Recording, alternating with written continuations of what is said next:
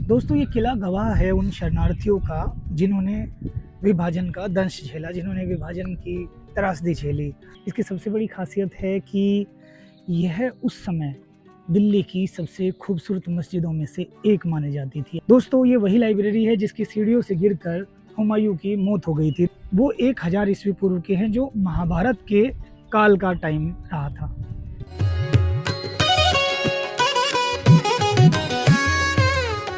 नमस्कार दोस्तों, मैं doctor Pradeep Kumar 5 plus of travel के इस नए व्लॉग में आप सभी का स्वागत करता हूं। 5 प्लस ऑफ ट्रैवल के इस नए व्लॉग में आज हम पहुंचे हैं दिल्ली की एक बेहद खूबसूरत सी जगह, पुराना किला।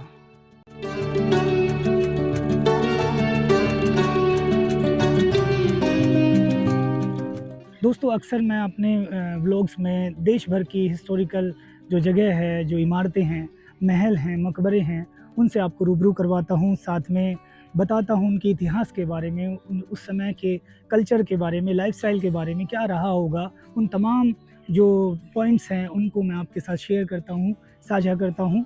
इसी कड़ी में आज हम बात करेंगे दिल्ली की एक बेहद खूबसूरत जगह, पुराना किला के बारे में, जहाँ जो अपने इतिहास के लिए तो फेमस ही है, साथ ही कई दौर इस किले के साथ जुड़े हुए हैं। कहते हैं ये महाभारत में पांडवों का किला हुआ करता था। इंद्रप्रस्थ जो है, इंद्रप्रस्थ के ऊपर ही ये किला बनवाया गया और यहाँ शरणार्थियों ने दंश झेले, त्रासदी झेली। इसी किले में राजसी शाही परिवार जो है वो पले बड़े। यहाँ लाइब्रेरी हुई। साथ ही दिल्ली की सबसे खूबसूरत मस्जिद आपको इस किले में देखने को मिल जाएगी। और इसके अलावा जब आप इसके आसपास देखेंगे तो ये युवाओं के लिए भी, यूथ के लिए भी एक बहुत ही खूबसूरत डेस्टिनेशन है। दोस्तों, अभी हम हैं पुराना किला की बिल्कुल सामने टिकट खिड़की पर, और 2-3 बातें जो मैं आपको बिल्कुल क्लियर करना चाहूँगा वो ये हैं कि एक तो ये कि इसकी जो टाइमिंग है वो सुबह 6:15 बजे ये पुराना किला जो है ओपन हो जाता है, ये विंडो ओपन हो जाती है। आपको ये कहीं नहीं मिलेगा इंटरनेट पर। हो सकता है आप बहुत मेहनत करें और तब भी ना मिले, क्योंकि हमने जब सर्च किया तो हमें इस किले की टाइमिंग मिली सुबह 7 बजे से या सुबह 8 बजे से, लेकिन यहाँ आकर हमें पता चला कि ये किला सुबह 6:15 बजे ओपन हो जाता है। इसकी जो टिकट प्राइसिंग है वो 2 तरह की है। एक, अगर आप अंदर म्यूज़ियम देखना चाहते हैं तो उसके लिए टिकट है 30 रुपये पर एडल्ट, और अगर आप म्यूज़ियम नहीं देखना चाहते तो उसके लिए टिकट है 25 रुपीज़ पर एडल्ट। और एक और बात जो ज़रूरी है वो ये कि अगर आप बैग लेकर आते हैं और आपके पास उसमें बहुत सारी चीज़ें हैं, बहुत सारा सामान है, तो यहाँ लॉकर रूम है, आपको बैग लॉकर रूम में रखना पड़ेगा। अंदर सिर्फ पानी की बोतल अलाउड है, इसके अलावा ये कुछ भी नहीं ले जाने देते। साथ ही आपको गाड़ी की पार्किंग भी इस पुराने किले के सामने मिल जाएगी।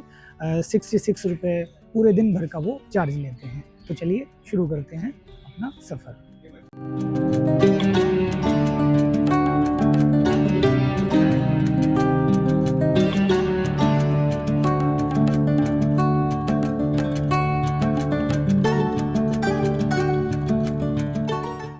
एक्चुअली दोस्तों, जब आप इस किले के अंदर एंट्री करते हैं तो सबसे पहले जो एक पॉइंट आता है वो आता है ये बड़ा दरवाज़ा जो आपने देखा। एएसआई ने यहाँ एक सूचना पट लगाया हुआ है जिस पे क्लियर लिखा हुआ है कि ये जो बड़ा दरवाज़ा है ये मुख्य किले की चारदीवारी का ही एक भाग है। बहुत प्रबल संभावना है कि इस किले के पश्चिमी प्रवेश द्वार को शायद हुमायूं ने ही बनवाया होगा। बाद में इसी पत्थर पर इस किले के बारे में पूरी चीज़ें बताई हुई हैं, जैसे आमतौर पर किले के जो मुख्य प्रवेश द्वार होते हैं, गेटवे होते हैं, उसमें इन्होंने क्लियर लिखा है कि यह बहुत शानदार हुआ करता था जो अभी नष्ट हो चुका है। इसमें तीर बंदूक चलाने के लिए छिद्र भी बने हुए हैं और इसकी ऊंचाई लगभग 20 मीटर है और दोनों ओर इसके बुर्ज बने हुए हैं। और एक बुर्ज के शीर्ष को छोड़ दें तो बाकी तमाम जो चीज़ें हैं वो सारी यहाँ ध्वस्त हो चुकी हैं। दोस्तों, थोड़ा सा आगे जाएंगे जब इस दरवाजे के पास से तो ये आपको एक सूचना पत्र मिलेगा जिस पे लिखा हुआ है किला है कूना। जो मस्जिद है वो सामने है, शेर मंडल भी सामने है, और इसके अलावा जो खुदाई की गई थी वो आपको बिल्कुल आपके राइट साइड में मिलेगा। और हुमायूं दरवाज़ा जो है वो भी राइट साइड में, तलाकी दरवाज़ा जो है वो आपको लेफ़्ट साइड में मिलेगा। इन सभी जो ये इमारतें हैं, इन सभी को हम इस ब्लॉग में आज कवर करने की कोशिश करेंगे। दोस्तों हमने एंट्री की बड़ा दरवाज़ा से। बड़ा दरवाज़ा की बिल्कुल लेफ़्ट साइड में जो था वो आर्कियोलॉजिकल म्यूज़ियम आपको देखने को मिलेगा और वो दूर तक फैला हुआ है, और जब उससे आप सीधा आएँगे तो आप पहुँच जाएँगे इस एरिये में, जहाँ आपको ये सूचना पट मिलेगा। आपको इस साइड जो है राइट साइड में बावली, शेर मंडल और जो उत्खनन के कार्य किए गए थे वो अवशेष, हमाम और हुमायूं दरवाज़ा जो है वो देखने को मिलेगा। तो हम अभी शुरुआत करेंगे किला-ए कोहना से। बहुत सारे लोग, बहुत सारे इतिहासकार इसे पांडवों का किला भी कहते हैं। उसके पीछे यही रीज़न है कि जब खुदाई का कार्य किया गया तो इस टीले से 1000 ईस्वी पूर्व के बहुत सारे अवशेष यहाँ प्राप्त हुए जो महाभारत काल से संबंध रखते थे, जैसे मिट्टी के बर्तन हैं या और ज़रूरी जो घरेलू चीज़ें हैं वो यहाँ से प्राप्त हुई हैं। दोस्तों बिल्कुल सेंटर पॉइंट से होते हुए हम लोग जा रहे हैं किला-ए कोहना मस्जिद, जो इस पुराना किला में स्थित एकमात्र मस्जिद है जिसका निर्माण हुमायूं ने 1541 में शुरू करवाया था, और बाद में शायद इसका निर्माण जो है शेरशाह सूरी ने पूरा करवाया। तो चलिए देखते हैं इसकी क्या खासियत है।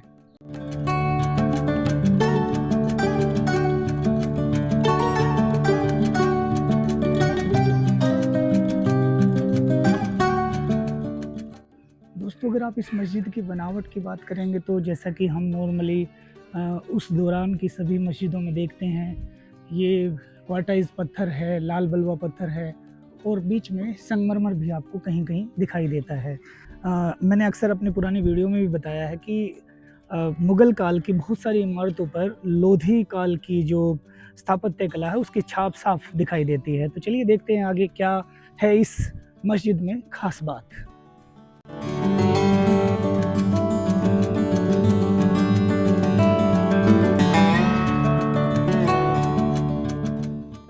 दोस्तों जो ये किला-ए कोहना मस्जिद है इसकी सबसे बड़ी ख़ासियत क्या है? इसकी सबसे बड़ी ख़ासियत है कि यह उस समय दिल्ली की सबसे खूबसूरत मस्जिदों में से एक मानी जाती थी। आप इसकी बनावट देख सकते हैं, इसमें संगमरमर का इस्तेमाल किया गया है, लाल बलुआ पत्थर का इस्तेमाल किया गया है, क्वार्टाइज़ पत्थर का इस्तेमाल किया गया है। और जब आप इसके अंदर जाएँगे और देखेंगे कि उस दौर में ये कितनी खूबसूरत दिखती होगी, अगर ये आज ही इतनी खूबसूरत दिख रही है तो ये सारा संगमरमर है, और इस संगमरमर की क्वालिटी कितनी शानदार रही होगी ये आप इसको देखकर ही पता चल सकता है। ये मेहराब, जैसा कि मैंने पहले भी आपको बताया था कि मस्जिदों में आमतौर पर ये मेहराब बनाए जाते थे। यहाँ 1, 2, 3 मेहराब हैं और सारा संगमरमर का, और कितना खूबसूरत डिज़ाइन किया गया है ये सारा। और ये देखिए यहाँ कुरान की आयतें लिखी गई हैं। 1541 में निर्मित यह मस्जिद अफ़गान शैली की सामूहिक मस्जिद का उत्कृष्ट उदाहरण है। इसके इतिहासकारों का मानना है कि इसका डिज़ाइन हुमायूं ने शुरू किया था, लेकिन ऊपरी हिस्सा और गुंबद शेरशाह सूरी ने पूरा करवाया। शेरशाह सूरी द्वारा हुमायूं को हराने के बाद उन्होंने पुराने किले पर कब्जा कर लिया। वहाँ उन्होंने अपने निजी उपयोग के लिए इस मस्जिद का निर्माण कराया।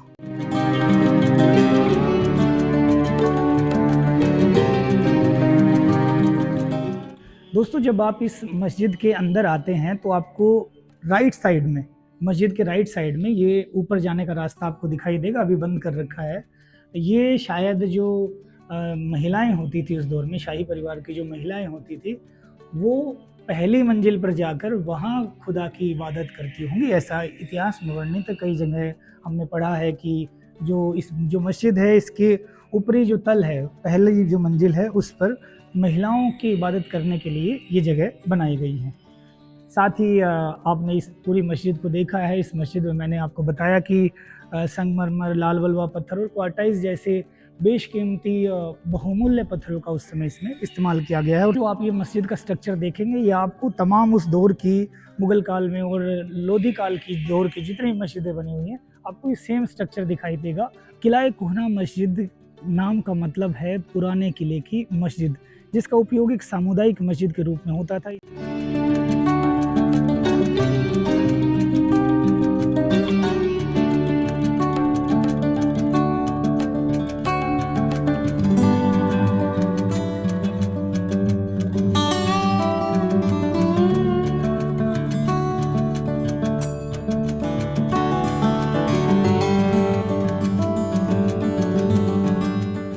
दोस्तों आपको उस समय की बनी हुई तमाम मस्जिदों में एक छोटा सा तालाब या ये वज़ू करने की जगह भी दिखाई देगी, जहाँ इबादत करने से पहले हाथ पैर धोकर जो लोग हैं वो मस्जिद के अंदर जाते थे। तो ये वो जगह है, छोटा सा एक तालाब है, संकरा सा बना हुआ है ये, और इसके बिल्कुल बीचों बीच एक फव्वारे टाइप का कुछ बना हुआ है।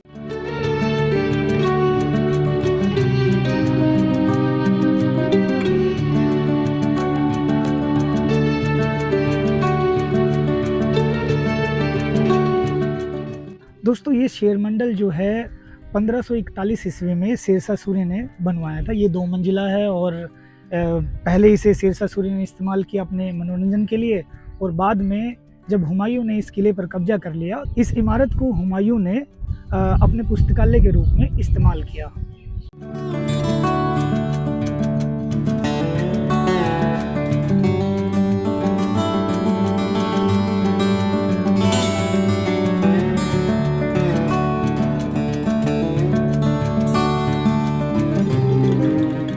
दोस्तों ये वही लाइब्रेरी है जिसकी सीढ़ियों से गिरकर हुमायूं की मौत हो गई थी। दरअसल कहानी ये है कि हुमायूं के बेटे थे अकबर, जो महान सम्राट हुए। अकबर के शाही दरबार में फजल एक बेहद प्रतिष्ठित पद पर आसीन थे। फजल ने अपनी किताब में लिखा है कि हुमायूं जो है खगोलविद थे और तारे देखना पसंद करते थे, और इसकी छत पर चढ़कर वो अक्सर तारे भी देखते थे। और वो बता रहे थे कि एक बार जब वो शाम के समय इसकी छत पर चढ़े हुए थे, और तभी उन्हें अजान सुनाई दी। अजान सुनते ही वो इबादत करने के लिए वहीं सीढ़ियों पर बैठ गए। उसके बाद जब वो इबादत करके उठ रहे थे तो उनका पैर उनके वस्त्रों में उलझ गया, जिसके कारण वो सीढ़ियों से नीचे गिर गए, और सीढ़ियों से गिरने के बाद उनकी कनपटी पर गंभीर चोटें आई, और उसके 2-3 दिन बाद हुमायूं की मौत हो गई। तो ये वही लाइब्रेरी है जहां गिरकर हुमायूं की मौत हुई थी।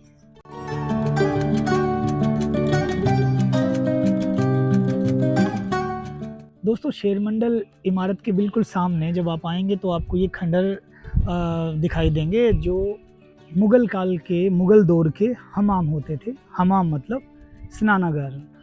आप इसमें देखेंगे तो अलग अलग तरह के कमरे चौकोर टाइप के बने हुए हैं, जिसमें कुछ भाप के लिए, ठंडे पानी के लिए, गर्म पानी के लिए। इतिहास में ये वर्णित है कि आपको ये नालियाँ दिखाई देंगी, साथ में ये जो पक्की ईंटों का जो बना हुआ है ढांचा, ये आपको दिखाई देगा। टेराकोटा जो ईंटें होती थी उससे ये बनाया गया था, और आपको ये छोटी छोटी नालियाँ जो हैं आपको ये कई जगह दिखाई देगी इसकी, जिससे संभवतः पानी की सप्लाई होती थी। ये जो स्नानागार जो हमाम मिला, ये मिला 1913-14 में, जब आर्कियोलॉजिकल सर्वे ऑफ इंडिया ने ये पुष्टि की कि ये मुग़ल काल का हमाम रहा होगा। दोस्तों ये किला गवाह है उन शरणार्थियों का जिन्होंने विभाजन का दंश झेला, जिन्होंने विभाजन की त्रासदी झेली।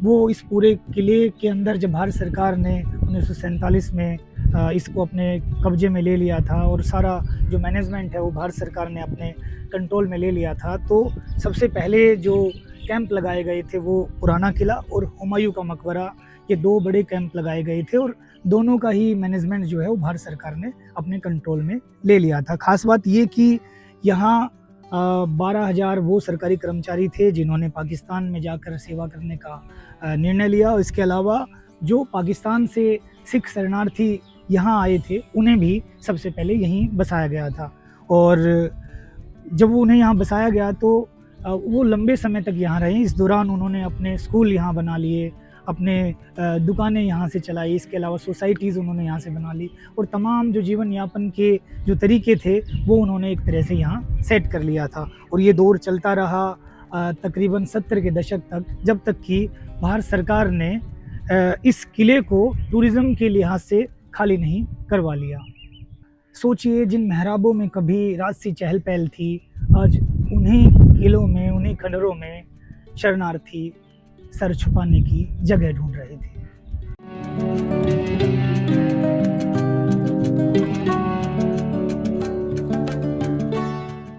दोस्तों ये वो जगह है, आप यहाँ सूचना पट पे देख सकते हैं कि जब आर्कियोलॉजिकल सर्वे ऑफ इंडिया ने यहाँ खुदाई का कार्य शुरू किया था तो आप यहाँ से जाकर वो खुदाई का कार्य देख सकते हैं। ये खुदाई का कार्य 1954-55 से शुरू होकर 70 के दशक तक चलता रहा था, जिसमें आर्कियोलॉजिकल सर्वे ऑफ इंडिया को इंद्रपत जो गांव था उसका पता चला था। उस दौर के जो मिट्टी के बर्तन थे या और अन्य ज़रूरी चीज़ें थी वो यहाँ से प्राप्त हुई थी, जिससे ये पता चला था कि वो 1000 ईस्वी पूर्व के हैं, जो महाभारत के काल का टाइम रहा था।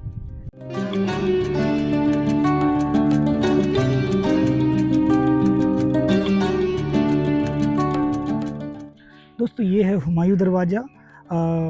संभवतः शायद इसे हुमायूं ने बनवाया होगा, या इसके पीछे ये भी कहानी है कि इसका ये जो दरवाज़ा है ये इसके बिल्कुल सामने हुमायूं टॉम है।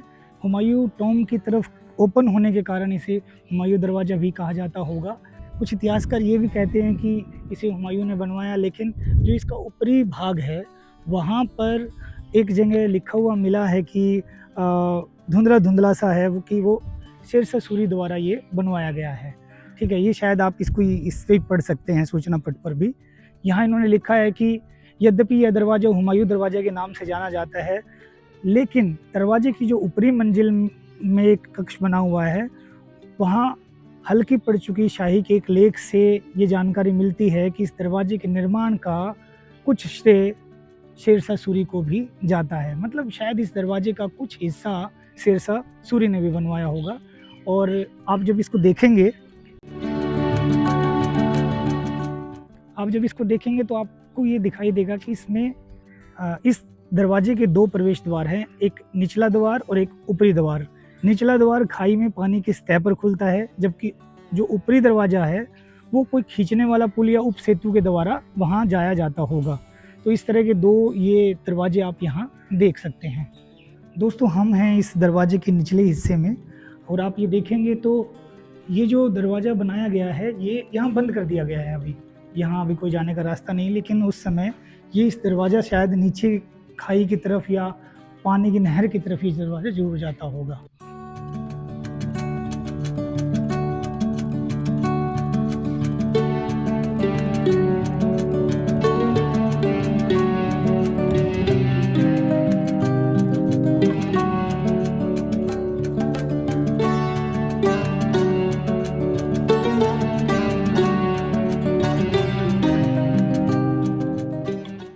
दोस्तों बिल्कुल ये किला कोना मस्जिद और इधर शेर मंडल इमारत के बिल्कुल बीचों बीच ये बनी हुई है बावली। आप इसको देख सकते हैं। ये अधिकतर जो किले होते थे उसमें वहाँ के रहने वाले लोगों के लिए पानी की आपूर्ति करने के लिए इस तरह की बावड़ियों का इस्तेमाल किया जाता था, ये बनवाई जाती थी। और ये जो बावड़ी है ये तकरीबन 90 सीढ़ियाँ हैं इस बावड़ी की, और ये 15 मीटर इसकी गहराई है। दरअसल ये बावड़ी जो है किले के जो अंदर रहने वाले लोग थे, किले के निवासी थे, उनके पानी का प्रमुख स्रोत था। और इस किले की ऊंचाई के हिसाब से ही इस बावड़ी का निर्माण किया गया है। यहाँ भूजल स्तर जो है काफ़ी नीचे रहा होगा, इसीलिए इस बावड़ी की गहराई तकरीबन 22 मीटर जो है वो नीचे तक जाती है। और इस बावड़ी में 89 संक्रीय सीढ़ियाँ बनाई गई हैं और 8 चबूतरों से होते हुए ये नीचे पानी तक जाती है।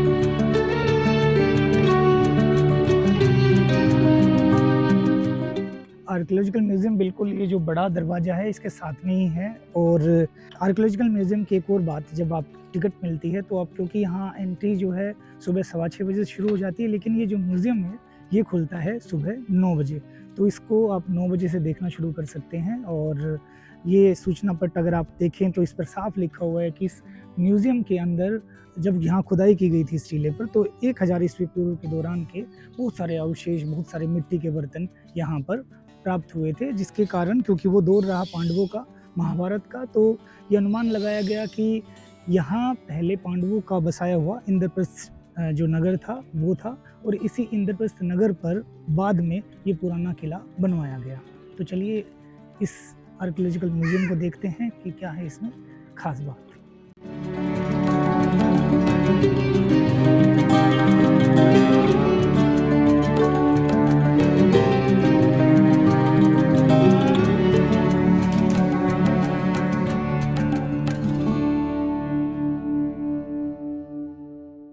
दोस्तों आज के इस व्लॉग में हमने पुराना किला से संबंधित बहुत सारी जो इमारतें हैं इसके अंदर बनी हुई उनके बारे में समझा, उनके बारे में बहुत डिटेलिंग से जाना, जिसमें बड़ा दरवाज़ा, हुमायूं दरवाज़ा और फिर किला कोहना, शेर मंडल, बावड़ी और तमाम जो इस किले के अंदर इमारतें बनी हुई हैं उनके बारे में हमने विस्तार से बात की। विस्तार से किस तरह उनका कल्चर रहा, लाइफस्टाइल रहा, उन सब चीज़ों के बारे में विस्तारपूर्वक जाना। आज के इस व्लॉग में फ़िलहाल इतना ही। फिर मिलते हैं किसी नए हिस्टोरिकल डेस्टिनेशन पर। तब तक खुश रहिए, रचनात्मक रहिए, लेकिन चैनल को सब्सक्राइब करना बिल्कुल ना भूलिए। नमस्कार। Like, share, subscribe and click on the bell icon to never miss an update from 5 Colors of Travel.